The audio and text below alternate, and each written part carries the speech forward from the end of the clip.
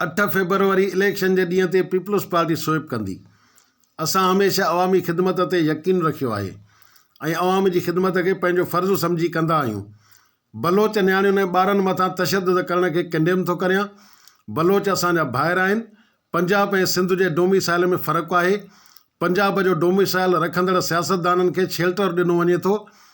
अहिड़नि ख़्यालनि जो इज़हार सिंध असैम्बलीअ जे स्पीकर आगा सराज खान दुरानी, मदइजे जे सीनियर सहाफ़ी मोहम्मद बिरोई जे वालिद शहबाज़ खान बिरोई जे तॾे ते पहुची ताज़ियत करण बैदि मीडिया सां ॻाल्हाईंदे कयो।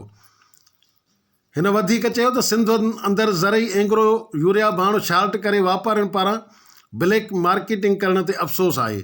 मां पाण ज़मींदार आहियां, मूंखे पाण यूरिया न पियो मिले। हिन चयो त 27 डिसंबर ते असां शहीद मुहतरमा बेनज़ीर भुट्टो जी मज़ार ते संदसि खे ख़िराज तहसीन पेश करण लाइ वेंदा आहियूं। हींअर बि वेंदासीं।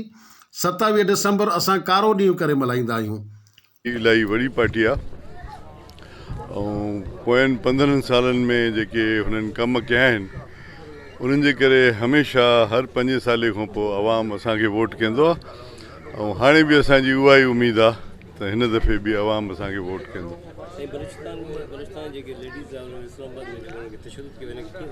उनखे मां कंडेम थो कयां त असांजा बलोच भाउर जेके आहिनि उन भेनरियूं आहिनि उन्हनि सां इहा ज़्यादती न थियणु खपे ऐं उनजे ख़िलाफ़ु जेके कंसर्नड ऑफिशियल्स आहिनि जंहिं बि इहो हुकुम ॾिनो आहे उनजे ख़िलाफ़ु एक्शन थियणु खपे ऐं हुननि खे वञी परचाइण बि खपे। तव्हांखे यादि हूंदो त जॾहिं आसिफ अली ज़रदारी साहिबु प्रेसिडेंट थियो त हुन माज़रत कई बलूचिस्तान खां त असां तव्हां सां वॾियूं ज़्यादतियूं कयूं ऐं तव्हां खां माफ़ी बि वरिती हुई। सो इहे ॻाल्हियूं उहे हूंदियूं जेके ॻाल्हि करण सां बि सेटल थींदियूं आहिनि, पर इहे लेडीज़ जे मथां लाठी चार्ज ऐं इहो डिग्रेड करणु इहो त असांजे मज़हब में ई न आहे त असां कंहिं औरत जे ख़िलाफ़ु का अहिड़ो क़दम खणूं जंहिं ते असांजी पंहिंजी बेइज़ती आहे, हर माण्हू जी बेइज़ती आहे त उन हर माण्हू जे घर में औरत हूंदी आहे, न्याणी हूंदी आहे। सो इनखे सीरियसली गवर्नमेंट खे फेडरल गवर्नमेंट खे ॾिसणु खपे। इन करे जो प्राइम मिनिस्टर बि बलूचिस्तान जो आहे उनखे बि सोचणु खपे। सर, पंजाब जा जेके सियासतदान आहिनि उन्हनि खे काफ़ी शेल्टर ॾिसूं था केसनि जे हवाले सां। सिंधी जेके सियासतदान आहिनि उन्हनि खे केसनि में लोड़ाए वञे थो, इहो फ़र्क़ु छो थो कयो वञे? इहो डोमिसाइल जो फ़र्क़ु आहे। हा, डोमिसाइल तव्हां पंजाब वारो आहे त फ़ारिक़ आहे, घर वञी वेही रहो, आराम कयो। सर, तव्हां अवामी ख़िदमत कई आहे पंहिंजे काफ़ी दौरनि में, बिना फ़र्क़ जे नौकरियूं बि ॾिनियूं आहिनि। छा था सम्झो हिन इलेक्शन में का अवामी मोट तव्हांखे? अवाम जे मथां आहे न, अवाम हर शइ सम्झे थो। हीअ तव्हां सोशल मीडिया ॾिसणु बंदि कयो, सफ़ा बंदि करे छॾियो सोशल मीडिया खे त सभु शइ ठीकु आहे। बाक़ी हाणे सोशल मीडिया ते जीअं आम माण्हू यकीन करे थो पोइ त उहा त हवाई फायर आहे न। उहो त केर बि माण्हू 500 रुपए वारी फ़ोन वठी घर में वेही वियो त लोड करे कंहिं गारियूं ॾे, गंद गार करे, कूड़ ॻाल्हाए, उन ते माण्हू यकीन त नथो करे सघे। सुप्रीम कोर्ट ते हमलो कयो, उनखे नहाल करायो। पाकिस्तान सुप्रीम कोर्ट ते हमलो कयो, वज़ीर आज़म बि थियो तो इलेक्शन बि लड़ियो। इन कीअं था ॾिसो कानून खे? पाकिस्तान अमेरिका जी कानून, इहो त कानून मां पढ़ियो न आहे, पढ़ी तव्हांखे ॿुधाईंदुमि। पर असांजी कोशिशि इहा आहे त असां अवाम जी ख़िदमत कयूं। जेकी शहीद ज़ुल्फ़िकार अली भुट्टे साहिब जी एजेंडा हुई, रोटी कपिड़ा और मकान, मोहतरमा जी बि उहा एजेंडा हुई, ज़रदारी साहिब जी बि उहा एजेंडा हुई, हाणे असांजे चेयरमैन बिलावल भुट्टे साहिब जी बि उहा ई एजेंडा आहे। इंशाल्लाह प्राइम मिनिस्टर ऑफ पाकिस्तान थींदो।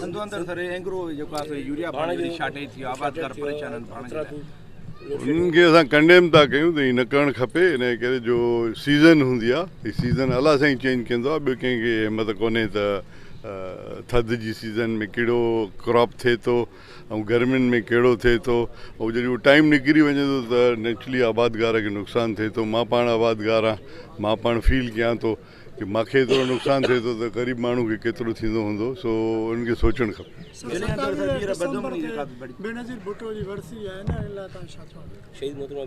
कारो ॾींहुं आहे असांजे लाइ, पाकिस्तान पीपल्स पार्टी जे लाइ वॾे में वॾो कारो ॾींहुं इहो आहे। सो असां सेलिब्रेट न कंदा आहियूं, असां सलाम पेश करणु ज़रूरु वेंदा आहियूं। उते हिन दफ़े इनशाला वॾे में वॾो उते जलसो थींदो ऐं हुन में पाकिस्तान पीपल्स पार्टी जो चेयरमैन बिलावल भुट्टो ज़रदारी साहिबु पंहिंजो इलेक्शन जो मैनिफेस्टो ऐं एजेंडा बि ॾींदो त जीअं आवाम खे ख़बर पए त कमिंग इलेक्शन खां पोइ असां कहिड़ी ख़िदमत कंदासीं। उन मौक़े ते मदइजी प्रेस क्लब जो सरपरस्त आला शेर मोहम्मद बिरोही, आगा मसीउद्दीन खान दुरानी, आगा सनाउल्लाह खान दुरानी, अरसला खान सीलरो, हाजी गौस बख्श बिरोही ऐं ॿिया साणस गॾु हुआ। आजिज़ भुट्टो, इबरत न्यूज़, मदइजी।